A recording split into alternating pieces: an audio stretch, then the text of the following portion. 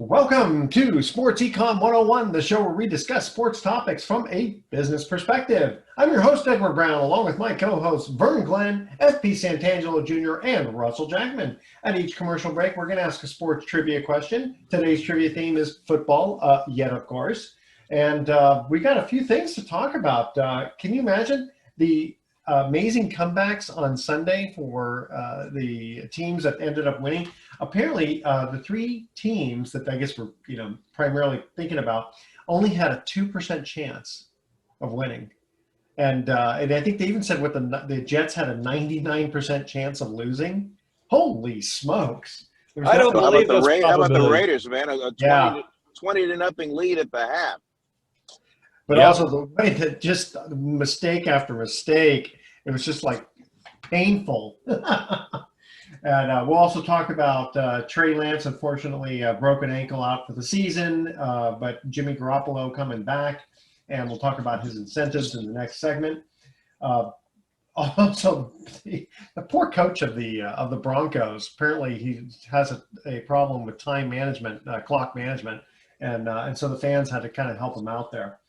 And I know, did you guys see that video about some guy, it looked like accidentally hitting Kyler Murray in the face? I don't know if you saw that, but it was so innocuous. And we'll talk about what the Arizona coach, Cardinals coach wants. There's a full-on criminal investigation going on now.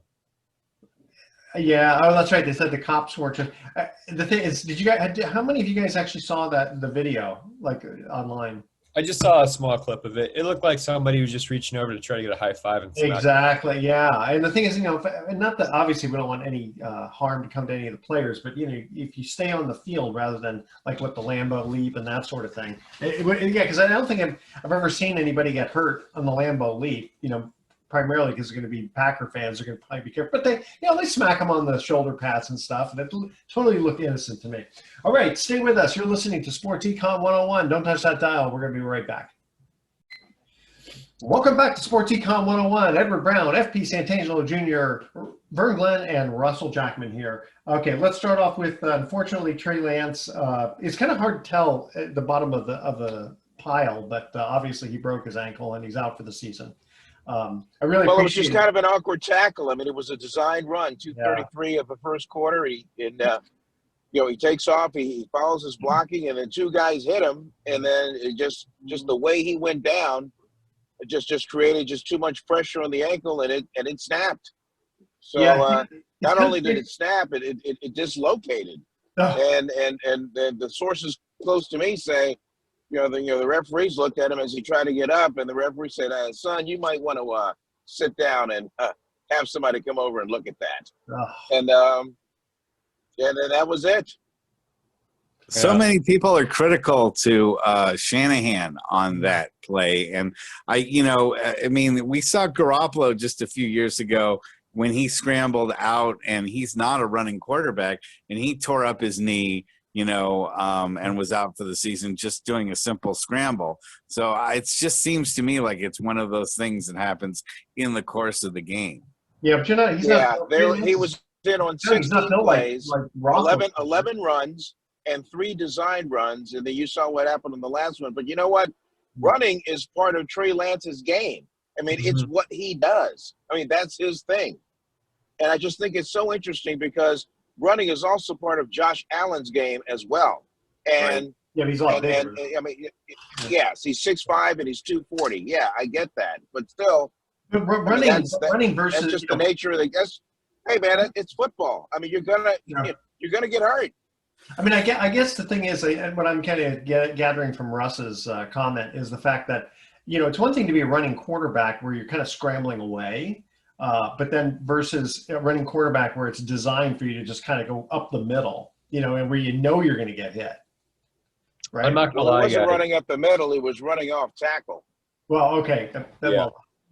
I'm not going to lie, guys. I got kind of upset at Kyle Shanahan because he was sending Trey Lance through the A gap a bunch. And that's like a fullback run play. A lot of QB powers. I think there was 3. And it just – I was like – I even remember watching the game. I was like, what is he doing? Like, why are they putting him at risk? He's going to get hurt. And then all of a sudden he gets hurt and his ankle's this way. I mean, there was tons of still images. It was disgusting. Well, I'll tell you, FP, I'll tell you. You know why he runs so much? Because that is to Shanahan. That is how he thinks the 49ers can win the game with his legs and not I with was his gonna arm. say, I was gonna finish my thought, Vern, and say that that's exactly what I thought about it. I sat on it for a few days, and I thought to myself, okay, they were trying to win the game. Kyle Shanahan's not trying to kill his rookie No, star of course quarterback. not. All these things, right? He thought that was the best chance for them to win the game. Kyle Shanahan is an offensive genius, right? But in the moment, the emotions take over. Yeah. As a football fan rooting for a young guy, and I was furious. And I'm sure there's a lot of 49ers fans that still feel the same way. But logic has to kick in, Vern, and I 100% agree with you now. Yeah. But You know what the Chicago Bears said after the game? They What? said, boy, how you beat Trey Lance? Make him play quarterback. Yeah, that's true. Yeah, it was a weird conditions too. But I 100% agree. I think he still had to develop as a quarterback, and I thought maybe mid-season he's going to turn into that star we all thought he was going to be. But, guys, I want to transition on. I thought the really interesting thing here, the Super Bowl odds for the 49ers actually got better for them to win the Super Bowl when Jimmy Garoppolo was put in and Trey Lance was announced out for the season.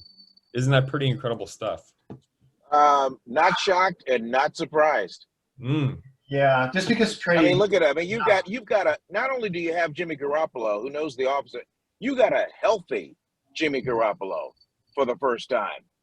Yep. No nicks, shoulders intact. There's no ligament issues, gripping the football with his throwing hand. Everything that was going against him when he led this team to the NFC Championship game, actually with the lead. So, I mean, a healthy Jimmy G, I'll take it. I just waiting for him to be able to throw the long ball. All these passes, he can do the short one pretty well, but for some reason you get over like 20 yards and these receivers are going, "Where's the ball?" Well, don't you think that's in the playbook? I mean, I'll go mid-range passes. I'll go sideline back shoulder routes.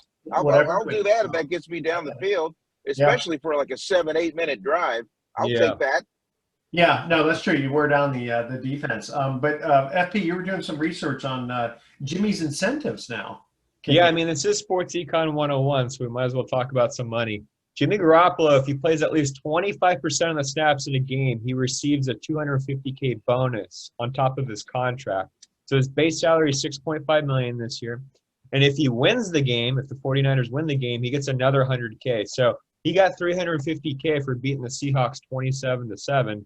Yeah. And he has about $5.6 million in incentives that can activate now that Trey Lance is down. But he can earn about $16 million, and that's about $4 million less than he was going to earn after he restructured his contract as a starter. So pretty good deal for Jimmy Garoppolo at the end of the day. Well, yeah, especially if Trey had stayed in the whole time, this whole season. How much was his salary going to be? $6.5 million. Okay, which is still a lot of money, but it's not. How much did he get last year? I think he was getting around $20+ million after incentives. Yeah. It's funny because it's a lot of money, but emotionally, can you imagine going from 20 down to 6? And again, we all look and go, who cares? 6.5 is a lot of money, but after taxes, it's not so much. No. I'll tell you what, if Jimmy Garoppolo is on the Panthers right now with the worst team, with the worst playbook that he doesn't know, just flailing for his life, making that, like maybe the $20 million, well, he's going to be a free agent next year. He's not going to get that money somewhere else, right? But now that he's with the 49ers, he's like, listen, I know I'm comfortable with these players. They got a great relationship in the locker room. I'm going to bet on myself, take less money, and maybe if Lance goes down, he does run a lot. We'll see what happmes. I know what the playbook is. I know Trey Lance is going to run a lot. Everyone's telling me he runs. I appreciate his attitude. It always, and again, I'm only talking about what I hear going on in the news. But he seems like he takes things in stride. It's like it was a big deal, but it really wasn't a big deal for him to take second fiddle. It was like, okay, well, I'm a team player, and this is what's got to happen. Whereas a lot of guys would be like, well, I'm a veteran. You can't take me out for this young spry kid who hasn't even proven himself yet. Yeah, I really appreciate that team effort. Apparently, everybody really does like him. Honestly, he gave me a lot of Derek Jeter vibes, and I don't know if anybody's made that comparison yet. But the way that he's handled himself has been like Derek Jeter, just super classy, like very low profile. Obviously, like everybody goes nuts about him here in the Bay Area because he's Jimmy G, right? And he's a great looking guy. Like the women love him here, all that stuff. So it really gives me Derek Jeter vibes, the way he's handled like all the situations. Now doesn't have the championships of Derek Jeter, and he's probably not the caliber. He's not a Hall of Famer, but just the way he's composed himself, I think it's been very interesting. So yeah, I like what apparently Kyle Juszczyk is the backup quarterback, and he tells Jimmy, "Don't get hurt. I don't want to be quarterback today." That was pretty good. All right, hey guys, we're going to cut to our first commercial break here, and we are talking football. So, which running back ran for 204 yards in a Super Bowl, setting a new record back then, and rushing for 2 touchdowns, but was not the MVP of the game? So this is a Super Bowl question here. In fact, I think all of these questions have to do with a Super Bowl. I should have said that was the theme. Which running back ran for 204 yards in a Super Bowl, setting a new record again back then, and rushing for 2 touchdowns, but was not the MVP of the game? And we'll give you extra credit if you do know the MVP of that specific Super Bowl. All right, stay with us. You are listening to Sports Econ 101. Don't touch that dial. We're going to be right back. Welcome back to Sports Econ 101. One more time, Edward Brown, FP Santangelo Jr., Russell Jackman, and Vern Glenn here. Trivia question number 1. Which running back ran for 204 yards in a Super Bowl, setting a new record back then, and rushing for 2 touchdowns, but was not the MVP of the game? Who was that Redskin running back? Oh my God! Yeah, and he was like a surprise starter. Oh, yeah. Was it Riggins? Okay, so now that you know when he played on the Redskins, who was the MVP? MVP of the game was the quarterback. Yes. Williams was the quarterback, Doug right? Williams. Yeah, Very good. Okay. yeah. So, Williams was the quarterback, but the running Was back. Riggins?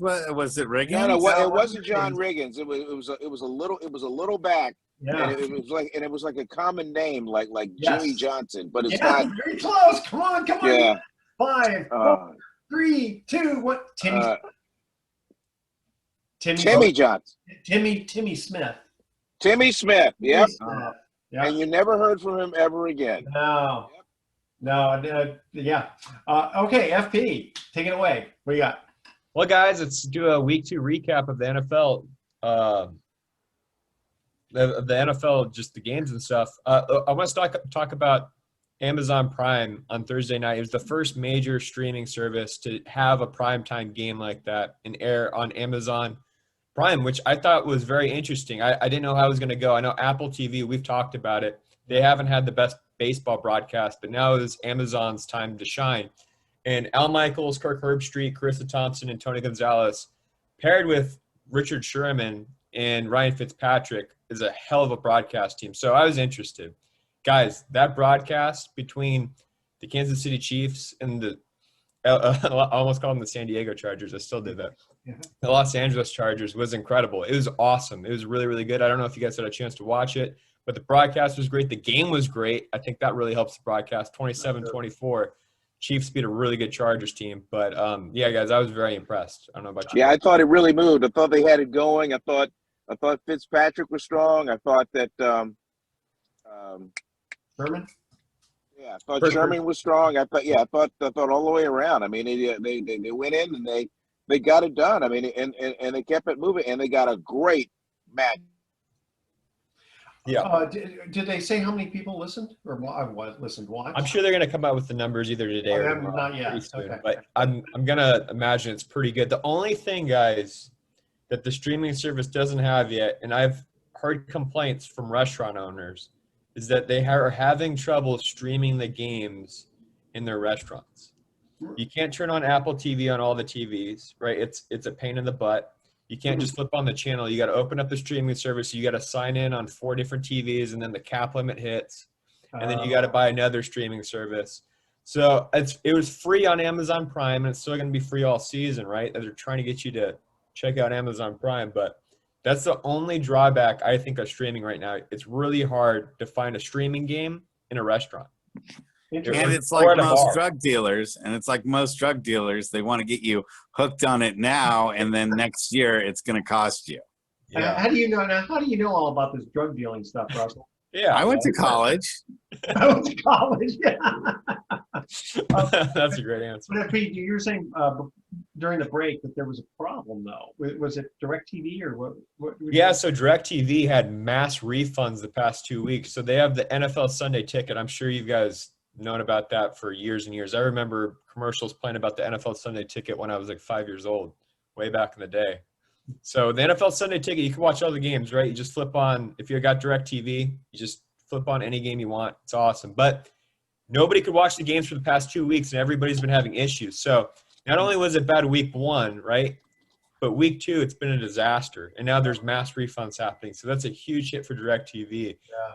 And that just can't happen. I mean, you have to give the product to the people that are paying for it. Yeah, exactly. Well, especially these amazing comebacks on Sunday. 3 of them had a 2% chance. In fact, I think they said the Jets. Did the Jets have a 99% chance of losing, like from the coin flip, or was it? The odds weren't great. The odds weren't great. But yeah, that game, the Dolphins, the Miami-Baltimore comeback. Yeah, boy, Baltimore just kind of. God, they just folded like a house of cards. Yeah, and Arizona over the Raiders. Oh, for the Raiders fans, that was quite frustrating. And on the TV side, that was our game at KPIX. That was our lead-in programming to this hour-long fifth quarter post-game show that we had all put together. And then because of what happened, it ended up being a half-hour show. I mean, it was fine, but we had to cut things left and right. And FP, you know my world on that one. But that was crazy finish. Let's peel the curtain real quick, Vern, for everybody at home. So when a game flips like that at the last second, you've spent the entire game putting together a rundown and a show. We're going to talk about this, after this. Yeah. We got this video clip for it ready. We got everyone's on the same board. And then when a game flips like that, it's panic mode. So please think about your local. Yeah. Think about your local. And not to mention that, FP, I mean, in the studio, it's like, well, we're going to go to the big screen here. We're going to talk about this. We're going to break down this play, that play. Then we're going to be back on set for this. So you're constantly moving throughout the show, but because everything's just been slashed, you just have to kind of create a lot on the fly. It's quite chaotic, but nobody watching would ever know. It's almost like a Heidi game. Oh, it is. It's smoke and mirrors. You'll notice that like little things, like it's longer for the videos to start showing. Like, why aren't they showing the highlights? Why aren't they showing like little things like that? Because the editors are like in overdrive in the back, like just throwing stuff together. Like maybe you'll get a long play or something, but like we're talking about like the nice little chunks of highlights. Yeah.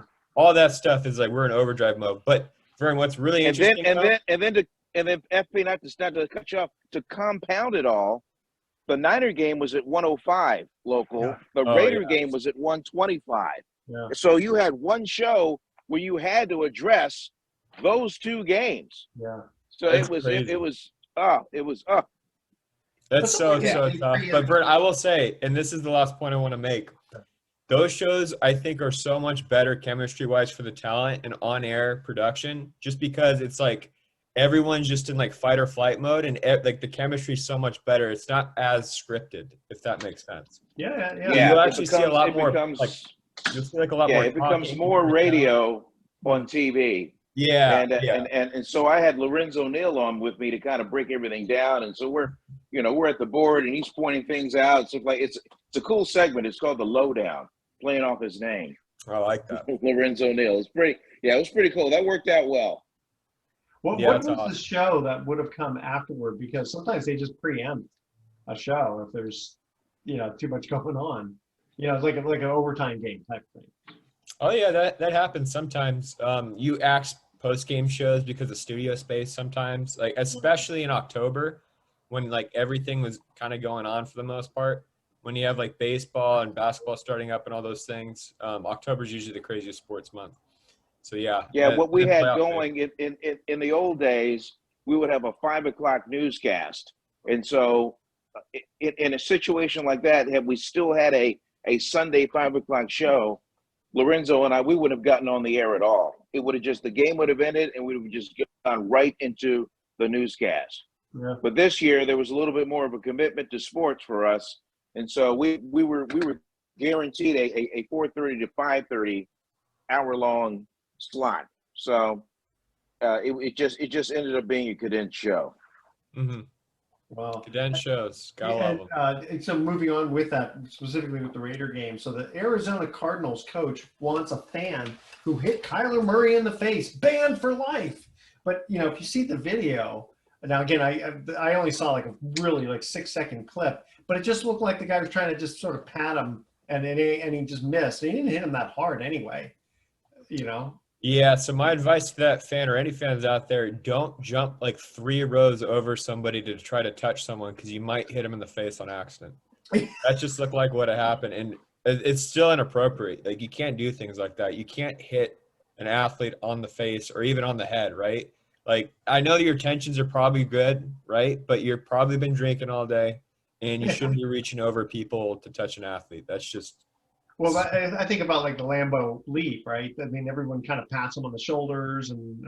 The thing about that situation, though, if somebody were to like touch the guy wrong in any single way, all those Packer fans would beat up that one fan for touching. That's true. So I think it was different because Kyler Murray was in Vegas and Yeah. Raider fans are different, right? So maybe that's where it kind of comes in kind of weird. They're like, oh, because a Raiders fan tried to touch him or whatever.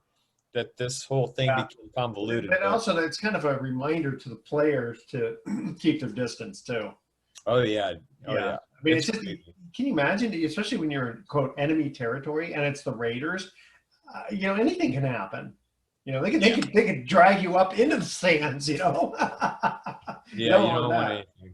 Well, there were a lot of emotions going on after that game. I mean, you're the visiting team, and you just won a game the way it happened. The way it happened, yeah. So, Russ, here's my question to you real quick. What's the legal precedent on that? If a fan touches a player and he doesn't like it, can he charge him with assault if you feel like he was assaulted? Yeah, no, you can. Any kind of unauthorized touching of somebody, and especially because the player doesn't know necessarily that the fan doesn't have a knife in his hand, or that, you know, he's not coming at him with, you know, some other kind of weapon.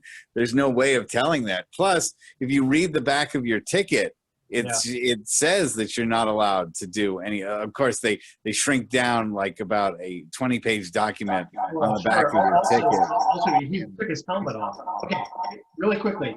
Which quarterbacks lifetime Super Bowl statistics include 13 completed passes in 32 attempts, 0 touchdowns, 4 interceptions, but 3 Super Bowl rings? You're gonna have to ask me that again. I will. Yeah, you were getting weird feedback. We'll be right back. Welcome back to Sports Econ 101. Edward Brown, FP Santangelo Jr., Russell Jackman, and Vern Glenn here. Second trivia question. Which quarterback's lifetime Super Bowl statistics include 13 completed passes in 32 attempts, 0 touchdowns, 4 interceptions, and 3 Super Bowl rings? You have to go back a little bit in time on this one. I'd say start in the early 1970s. Early 1970s. I gotta guess. Okay, I'll give you a hint. His nickname. I gotta guess. The Who's the quarterback? Cinderella Man. Who has that? That was his nickname. Where? I was going to guess Fran Tarkington, so I'm out. No, because Fran Tarkington, he kept losing. Like, he was on the losing end all the time. Yeah. Was it Earl Morrall? It was Earl Morrall. Very good. Yeah. He was a backup thrust into play with the Baltimore Colts, and then it was a backup with the Miami Dolphins. Very, very good. I like that. Yep. Okay. All right. Let's see here. Don't worry, Russell. The next question happens a lot later. Super Bowl. Go ahead. Guys, I have a question for you guys. Yes. What did you think about the Monday night doubleheader for Monday Night Football? Because the only one this season. Yeah, the only one this season. It was 2 games going on at the same time. It kind of gave me anxiety because Neither one was worth watching unless you're fans of the team. The one. I mean, they weren't close or competitive. True, but It was easy for us because I was in the sports department and we had them both on. Yeah. Oh, gotcha. I just kept flipping between them real quickly. If it came to a commercial break, I went to the other one. Once it was a blowout for Buffalo, I switched over to the Philadelphia game. But I guess for most people, it depended on who was on your fantasy team and what It's you all wanted about to fantasy follow. football. That's all it's about. Hey, how big is fantasy football now? It's how many billions? Oh, it's huge. Oh, Yeah. And it's funny because when it first started, people were kind of making a joke out of it. Like, what do you, fantasy football, right? I mean, there's TV shows dedicated to fantasy football now. It's insane. And radio shows. In radio. Yeah. Sure. yeah. You see all kinds. You see them in commercial breaks during games, stuff like that. I mean, it's huge. It is huge. Hey, just one last thing I wanted to bring up here was about the Broncos fans, counting down 5, 4, 3, because apparently the coach was not doing a time management clock very well. Rookie coach, yep. That's got to be a little embarrassing. But you know what? He owned up to it. And he said, you know what? We just have to be, he goes, the fans, they were right. I just need to be better with it. But Well, if he wants to keep mismanaging the clock, the 49ers won't have a problem with that. That's the next game. Yep. that's right. Very Yeah, good. Nathaniel Hackett, by the way, I don't know if you guys have had a chance to hear the Broncos head coach's interviews. He's very entertaining. He's a very funny guy. So it's very unfortunate. I was Mike rooting for him. McDaniel. Have you heard Mike McDaniel's press conferences? Those Yeah, are he's great. really funny too. Yeah, the Dolphins coach. Yeah. Old 49ers OC, by the way, doing amazing things down in Miami. Pretty incredible how he can just open up stuff with that guy named Tyreek Hill. He's pretty good. I don't know if you guys have heard about him. Yeah, we have. Okay, a little baseball. I guess the Mets clinched. Dodgers. Who else? Oh, the Mets clinched. The Dodgers clinched. Astros. And Astros. Astros clinched Yeah. the West. How many home runs is Judge going to end up with? They sit on pace for 65 the last time I checked. Which would be kind of between awesome. 60 and 65. Yeah, even though it's not the record, it's kind of cool because it's in New York and it breaks Roger Maris's record. Yeah, he'll have. Yeah, he could have the American League record. He could have that. Yeah. Oh, that's true. That's Yeah. right.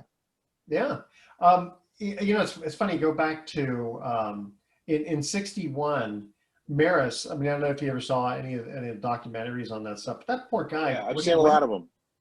Yeah, he went through a lot. I mean, people were threatening his life for beating Babe Ruth's record, and of course, it would happen to be the first year that they increased the number of games too. So there's, Can you imagine being so nervous? You have like hair loss, yeah, stuff like that. I mean, that's yeah, and also Mickey Mantle was the darling of the Yankees back then. Yeah, I think it's people, at least my generation, hard to understand. Baseball back in the day used to be like the NFL. Everybody cared about it. Now it's not like that so much anymore. No, I know. I was like the biggest baseball fan, and just I don't know what it is. It's just I think it's just like the commercialism, like the cheap money. Like you're just trying to get a quick buck. A lot of selling out just in baseball in general. it kind of At seems least like that's it got a little too political too. And baseball Edward, doesn't cultivate its stars. Baseball has a hard time marketing the best players that they have in the league, unlike basketball and the NFL. Well, the Angels tried. Yeah. 2 players in one team, and nobody cares. I know Nobody. that. Yeah, I mean, you get We have to win a little. and Trout. I mean, those guys are superstars. Well, guys, let's discuss this. Realistically speaking, how many teams do you think try in baseball a year? I think about six teams do every year. I mean, like go all in, like actually put all their assets on the table, like spend all their capital, develop players, like actually are serious. I think it's about 6 teams per year, and then 3 of those teams cycle in and out based on like the Good theory. team. Yeah, it's a good take. Yeah. I think it's about 6 out of 30 teams, and then you're wondering why the product's so bad. Now, if you look at the NFL, right, you have your bottom dwellers, right? Every league does, right? The NBA does too, but most of the teams are trying, right? Well, because there aren't that many games too. So Yeah, I mean, there's every just game is important. every team's trying. In the NBA, you could say there's about 15 teams that try, which is still great. Like if 15 teams would try in baseball, it'd be incredible. But it just seems like there's just this cheapness about baseball. Part of it too, I don't know how much, I mean, this is maybe a small part, but as soon as the All-Star game became a game that you just didn't care about. I mean, I used to actually have a little get together for the baseball All-Star game. Instead of, my brother would do the Super Bowl and my thing was doing the All-Star game. Yeah. But it just kind of lost its luster. And same thing with basketball kind of lost its luster. But basketball's been very, very good because the talent's been so good. It's weird. It's like a lot of business owners came in or this or that came in and a lot of numbers got involved in baseball. It's like, oh, we could still make a lot of money if we just don't pay people and we don't try.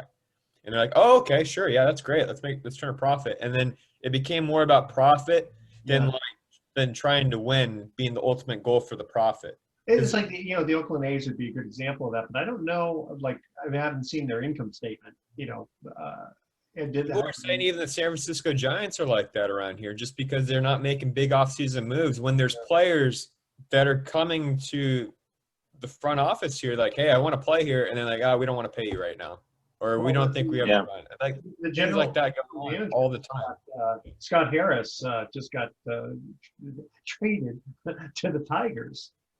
So it's funny. I texted Bobby Evans, the previous general manager, to ask him, hey, what do you think? And he just actually said he imagines Farhan will exhaust his options out there, but perhaps they could stay internal. Huh. Interesting. Yeah, Scott Harris is more of. I think Scott Harris did a lot in the organization, but he's not going to get credit for anything because he just wasn't a face of it. It's all Farhan Zaidi. So he's going to go over to the Tigers organization. I'm sure he's going to do a great job, and it's going to be interesting to see what he's learned here in San Francisco and what he can make better in Detroit. And he's going to bring that young energy into a kind of a younger based team like the Tigers. So he'll have some time to turn it around. Yeah. Absolutely. But the Giants, boy, I don't know about the future, boy. I mean, you got some aging ball players now, and you got to go back and really think about what you're doing. Let's just say, let's just say Aaron Judge, okay? Aaron Judge has flirted with possibly coming to the Giants. He grew up a Giants fan. He said he and his dad, when they were growing up near Fresno or whatever, they used to watch the Giants games, and so that's out there. And from a marketing standpoint, you're like, oh, boy, Aaron Judge, he could sell some tickets. Yeah. I mean, all those home runs would be flying out of the park. Well, the bottom line is, are you going to open the wallet to pay Aaron Judge to go out and win next year? What was that part? Win how many? 83 games next year, maybe, if you're lucky. It's tough. What do they win without him? 78 games? Yeah, probably. Well, right now, as we record this show, they have 70 wins and 77 losses. I believe Aaron Judge's WAR is like 7.8 right now, so he's good for about 8 more wins if he's on your team. If you want. Okay, all right. That still doesn't get it done. 78 and 77, that didn't get it done. Now, FP, even you'll probably feel old now that you're thinking about Buster Posey retiring and Crawford and Belt and those guys getting old. Yeah, no, that's like the first real big sports team locally and nationally, I think, too. That was kind of a dynasty that kind of disintegrated. And then the Patriots, too, kind of disintegrating made me feel old. Brady, flirting with retirement and going down to Tampa Bay. I think that was the first time as a sports fan. I mean, I'm 27 years old, so you guys are like, shut up. That was the first time as a sports fan. I'm like, oh, wait a minute. These guys don't live forever. They're getting old, and all these things are happening. And then Derek Jeter, too. Derek Jeter was another one. That was Derek Jeter. Well, I'll tell you, you'll feel old when your hero's sons retire. Then you suddenly go, what? Yeah. I feel old doing a show with FP, knowing his dad coming through the Bay Area, and now I'm covering kids who are sons and daughters of people that I covered when I was coming up in this market. Yeah, when are one of your kids going to take over your spot here on Sports Econ? No, they're too smart. They see the economics of it. They're not going to make a living and live here. Yeah, doing what I'm doing now. Yeah, and hey, in the NFL, how about this? First time since 1998 the Patriots and Steelers played against each other without a Roethlisberger or a Brady in it. Whoa. Wow. That's weird. That's crazy. That's great. You know, it's funny. This is not sports related, but when you mentioned the kind of time frame, I heard last night. You know, Queen Elizabeth, she reigned for almost about 30% of our entire United States history. Think about it. Super Bowl rings. Right? I mean, I know it has nothing to do with sports, but when, you know, just thinking about what you said, the time about no Roethlisberger and no Brady. Yeah. Can you imagine 70 that? years. Wow. Yeah. That's kind of crazy. Okay. So you 70 guys ready years. for? Do you know, by the way, do you know she planned the entire service memorial? She planned all that. Wow, that's pretty cool. I like that. And did you see the 8 or 9 soldiers lifting that casket up the steps into St. George's Chapel? Wow. I mean, that thing is heavy. Yeah. Actually, very, very great ladies.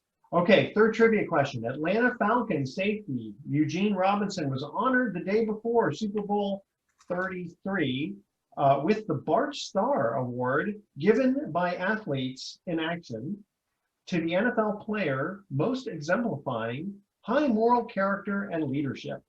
What happened to Robinson later in the day that probably limited his effectiveness in the game? You guys, you're shaking your head. I remember that. You remember that? I remember that. Right, yeah. That's our trivia question. Stay with us. Sports Econ 101. We'll be right back with some closing comments. Don't touch that dial. Welcome back to Sports Econ 101. Last time for today, Edward Brown, FP Santangelo Jr., Russell Jackman, and Bert Glenn. Third trivia question. Atlanta Falcons safety Eugene Robinson was honored the day before the Super Bowl 33 with the Bart Starr Award, exemplifying high moral character and leadership. What happened to Robinson later in the day that probably limited his effectiveness? Vern, you know that he got popped. He got popped. Yeah. Soliciting a prostitute. Yeah, that'll kind of change your moral character award. FP, go ahead. What do you want to say about the closing thoughts, guys? I just want to make sure everyone's aware Puerto Rico's being hit by a huge hurricane, Hurricane Fiona. There's millions of people down there. Those are Americans. You know, Puerto Rico is an American. Part of, yeah. Right? So please find a way to donate and help those people out. I know some great people from that little territory, Puerto Rico. It's a great country, great people. Please help them out. Very good. Okay, thoughts for the day. I'd like to give a shout out to the folks in Jackson, Mississippi, who were turning on their faucet and water's coming out about as thick as motor oil. Terrible. Nasty. Okay. Nasty. I'm just glad we finally got some rain. Yeah, finally. Okay, here's our thoughts for the day. You want to hear a word I made up? Plagiarism. Okay, and a police officer radios into the station. Sarge, we have a situation here. Yes, go ahead. Comes back the answer. A woman has shot her husband for stepping on the floor she has just mopped clean. Have you arrested the woman? Kisses, no, sir, the floor is still wet. Dry yet. I've heard that one. All right. And with that, tune in next week to Sports Econ 101. We're going to be discussing sports topics from a business perspective and asking more sports trivia questions. Thanks for listening. On behalf of our team, I'm your host, Edward Brown. We'll see you next week. Good night, America.